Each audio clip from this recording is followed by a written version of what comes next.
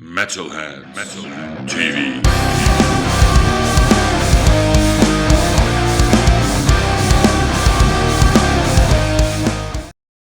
Hi, so nice to sit here with you today, and so nice to hear you play on stage. And I wanted to ask you a bunch of questions, like music related, music theory related, songwriting related. And first of all, I wanted to ask, your energy on stage is great. Like, for example, Danny, your high kicks, they were incredible. I was like, damn, did you train all of that before? Like, did you go through the set and train like your movements, or do you just do it on spot? With me, like, I guess the kicks are sort of embedded in me. I've done martial arts like pretty much my whole life, so yeah, the kicks are sort of second nature to me. As regarding the set, I don't really plan it. It happens just by playing live, and then maybe I'll do it like one night in a silly spot. I'm like, oh, that's a cool spot. And then you do it again, sort of have like that natural spontaneity, and then realize, oh, that was a cool spot. Maybe I'll tell Jimmy, I'm like, let's kick on this certain spot of the song. But it just happens real organically, and we're just a band that loves to have fun, get out and play good shows. So it just comes together like that. Yeah. And actually, with that, when I got Danny and Jimmy, our bass player, into the band, and I realised just how active they were going to be, I realised pretty quickly I cannot keep up with this and sing the songs. It's just not going to happen. So where we used to be, again, I mentioned before that we used to be much more of a thrash band, and we used to do the sort of more of a headbang windmill type of deal. And I realised with these guys, it's like, okay, this isn't going to work anymore. So I'm going to be as still as possible and try to do the gestures and look like I'm kind of puppeteering them. Yeah. And so that means I can concentrate on singing the songs a bit more. In this set, I actually played an awful lot of guitar compared to normal. I usually drop out of the rhythm guitar in a lot of verses and just kind of, talk with my hands. And I think that works really well with these guys because they're so energetic. If I tried to do what they were doing, I wouldn't sing very well at all. Yeah, the stamina, right? Oh, yeah, no, it's not happening. It's not happening. And I'm also just not very fit. Yeah, I know people who like train. They go on they walk or they run, and then they train their singing while running. And I would. Yeah. Like, oh my god. Like crazy. I try to keep myself well enough to do what I do, but I can't keep up with them in terms of the movements. It's not going to happen. Yeah, I think it looks great. Yeah, but I think we found a good balance. Yeah, it really looks great, and like the crowd loved it. Everyone, like, it was really energetic. And even though in the beginning there was just a few people, all of them were like energized and working with you and like doing all the stuff, and I really like that a lot. I wanted to ask you, who of you, like you said, you also wrote some songs from the new album. Do you all write them together and like propose them to the band, or does everybody write individually? Well, in the past, I wrote most of the music for the first 3 albums. On the 4th album, me and my brother, the drummer, and the drummer's my brother, Dom, we actually did the whole album, just the 2 of us, because we had weren't in between lineups, but the other 2 guys in the band at the time, which wasn't Danny or Jimmy, weren't really able to do it, basically. And so we actually played. That album is actually just me and Dom. There's no one else on it except for the guest guitarists. Mm-hmm. So we wrote that one ourselves. On this one, when we got Danny and Jimmy in the band, I wanted to make it much more of a band again. And so Danny brought in music, like some music for the songs, and then we did the lyrics more together in a sort of more collaborative way, just because there's certain sort of things I want to say in these songs, and I want everyone to contribute to it, but I want to kind of almost like a movie director or something. I may not have written the script, but I still had a role in how it all comes together. Yeah. So obviously some songs I did write, some songs Danny brought the music in and helped with the lyrics, some songs I put lyrics to. It was much more collaborative than we've done in the past, and I'm really looking forward to it coming out and all that. Yeah, and with those ones I brought, that happened, like, I'd write them on my own, because I unfortunately live like 90 minutes south from the guys, so I always need to do like a big drive up for rehearsals and the songwriting sessions. So those ones would just happen. A lot of those songs happened after our tour with Jeff Tate in 2022. Coming back, that was my first like nightliner tour, first European tour, so there was a lot of inspiration. They all came quickly together, and then once I had like the bones of it, I'd bring it to the guys. They'd add their own flair, and yeah, they would steer it in the direction of what Darker Half is. And if we can bring that live energy across on this new album, that's sort of the thing I wanted to do, like capture that essence and fun that we have. So yeah, hopefully you guys will dig the new stuff. Yeah, definitely. I I think so. Do your songs have like your new album? Does it have like a concept to it? Because you said you bring in like also your lyrical ideas. Is it like a concept behind the whole album? There's definitely a theme running through basically everything we've done, going back to the beginning. But to call it a concept, like there's never been like a story as such. But definitely on the last album, If You Only Knew, and this new album, Book of Fate, there's a theme running through it. And this next album, this is the next album. But yeah, If You Only Knew and Book of Fate both have a theme that's kind of collectively running through it. And the next album that we're going to write when we go home is actually going to be a concept album that hopefully will tie it all together. Cool. Yeah. Really cool. I like that a lot. I like concepts behind. Yeah, so do I. Yeah, I also really like. I don't know if you wrote Fallen yourself. Yes. I really liked it a lot. Like you use of also like modal interchange and something matching the Fallen. And like going down, Yeah. I really like that. In the end, I hadn't even thought of that. That's cool. Yes, That's really cool. Yeah. I was like, That was really good. I was like vibing to Yeah. it, and you were going down, and I was like, oh. Yeah. I was like, is this subconsciously or like consciously? Well, it's a little bit of both, because like on that album, I did want to, like a lot of metal bands, especially if you come from a thrash background, you get locked into writing in E and A a lot. And on If You Only Knew, I was really trying to do a lot more key changes. And if you listen to that album, there's a lot of key changes going on. And we've kind of taken that forward into Book of Fate as well. Yeah. And I think that's something that, just because so much heavy metal is based around pedaling across an open E string, I really wanted to focus on fitting in some key changes. And I found that, because I do sing quite high a lot of the time, shifting down to C sharp every so often is a good break for my voice too. Sometimes putting a certain riff down there, it's a really powerful key change, but it also means that I can hit certain intervals against it in my full chest voice rather than having to go up into a falsetto, which is something that like I try not to do, but sometimes I kind of have to do it. Depends on the day. Definitely. Yeah.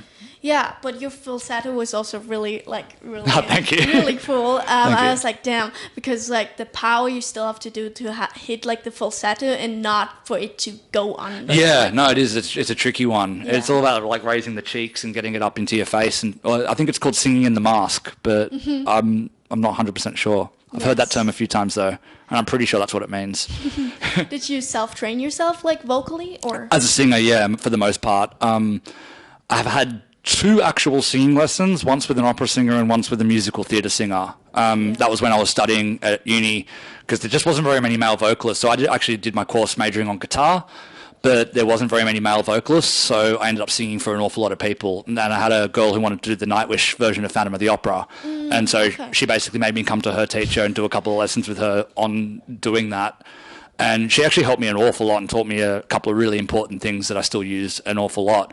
But probably the biggest vocal teacher in that sense was that I did a tour playing bass for Ripper Owens from Judas Priest or KK's Priest, I should say now. Sorry, Ripper. But I did a tour playing bass for him, and I ended up doing his sound checks for his vocals, and he'd watch from out front and hear how it sounded, and he helped me a lot with vocals on doing that tour and how to keep those high notes actually powerful and not fall away on it and stuff like that. And also having to with Jeff Tate a couple of times from Queensryche, watching what he does. He's a really incredibly good singer. And so, if you just watch people who are really good and pay a lot of attention, you can learn an awful lot. Yeah, that's so I haven't had much formal training as a vocalist, but I've been around a lot of very good singers for quite a long time. Yeah, it's always good to keep company with really good musicians. Yeah, if you're around people better than you, you're always going to get better. Yeah, and just like do jam sessions or something. Exactly, and then just exactly. ask some questions as much as you can. Yeah, that's it. Yeah. Did you also go to university or? No, so for me with guitar, I had a really good guitar teacher. Shout out Wayne Dobbs if you're watching. He was super badass, like taught me a lot of crazy stuff, like a lot of the music theory concepts.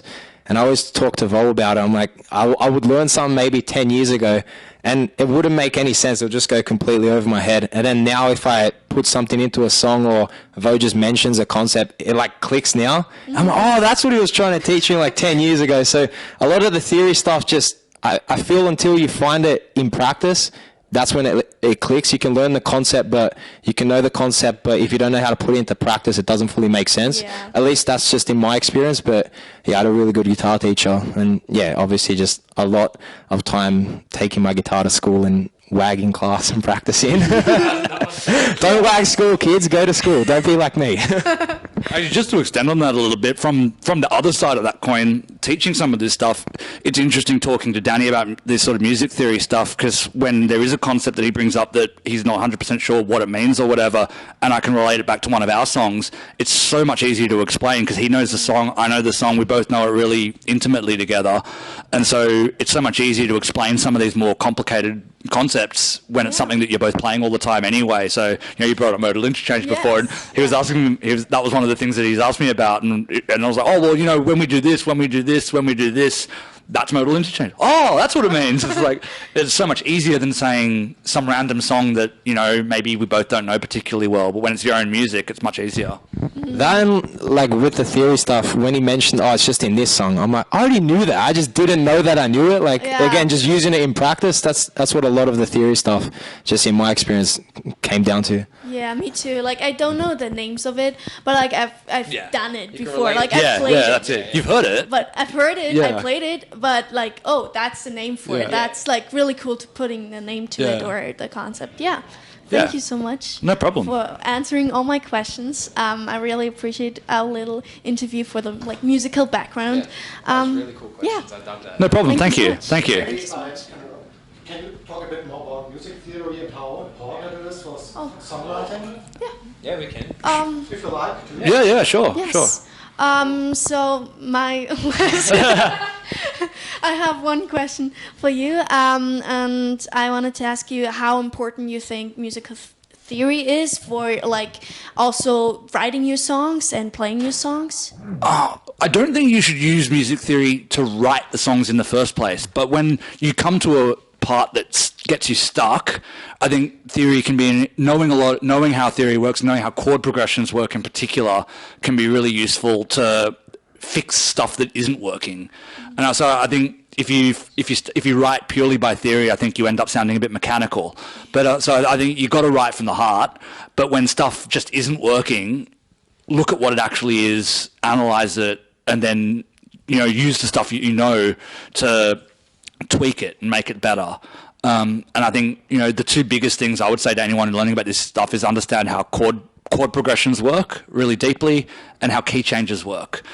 Almost everything else you can kind of learn fairly easily, but chord progressions and key changes are like massive in terms of songwriting.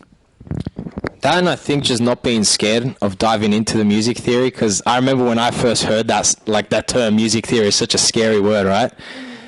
And when I'd learned it, it's like, oh no, I just play by feel. This is gonna make me like real mechanical, like Vo was saying. But once you learn, like, a power chord is just the root note and the fifth, it still sounds powerful and like metal, right? Like a lot of the metal guys, no, I don't need that theory. Knowing the stuff doesn't take anything away from it. It gives you a bag of tricks, like Vo was saying, to get out of stuff. But knowing it, and it just gives you the language. Like, we can sit here and talk like modal interchange. We know all them concepts and we know what we're talking about. It's like just learning another language. Like, we're Australian, we came here. If we knew how to speak German, we'd probably communicate a lot easier, right? So I think of it now just giving you that language and almost like getting out of get out of jail free card. Like, like that's like, I need a cool bridge, so like I'm gonna shift to G minor. Yeah, exactly. Yeah. Go. Yeah, I also think like it connected a lot of people at university. It's just to be able to sit in a jam session and be like, oh, yes, we're gonna shift to that now or something, and then just being able to say like, let's play this and that. And I also, like, one time I had a songwriting session, and it was with a person who was very fixated on theory, which you said, like, both of you, with, like, the mechanical thinking, because I played a few chords and they sounded great, and I was not trained in theory at all. And she was like, we can't play that. That's not right in theory. And I was like, huh? Well, she just doesn't know the theory for that chord progression. I know. So I definitely relate to that, like, both sides. I also thought that then afterwards I was like scared of knowing theory, because I was like, I don't want to break the rules. I get it. But I think it's both important to know the rules to get out of problems and to break them. Yeah, you have to learn the rules so you can break them. Yeah, that's true. Yeah, thank you so much. I'll leave one more music theory thing. I think the best thing I heard about music theory, it might have been, you can probably quote me on this, but it's like a jazz guy. I think it's at the end of some big like music theory book. It's like, now that I've taught you all of this, forget all of it. Oh, Yeah. Victor Wooten, isn't it? Yeah, it's probably Victor Wooten. Yeah, It sounds like probably. him. Yeah. Yes. Yeah, true. Yeah. That's so Victor Wooten. Yeah, he goes to a university sometimes and he has jam sessions Oh, with well, students, which is like, what the you have fuck? much more high caliber guests than we did. He's like, whoa. I met him in the streets and I was like, but yeah, it's cool. pretty cool. I like theory a lot. And Yeah, it's good. It it was can be great really talking interesting. to you. Oh, cool. Thank you so much. Thank you so much. Cheers. Excellent. Metalhead TV.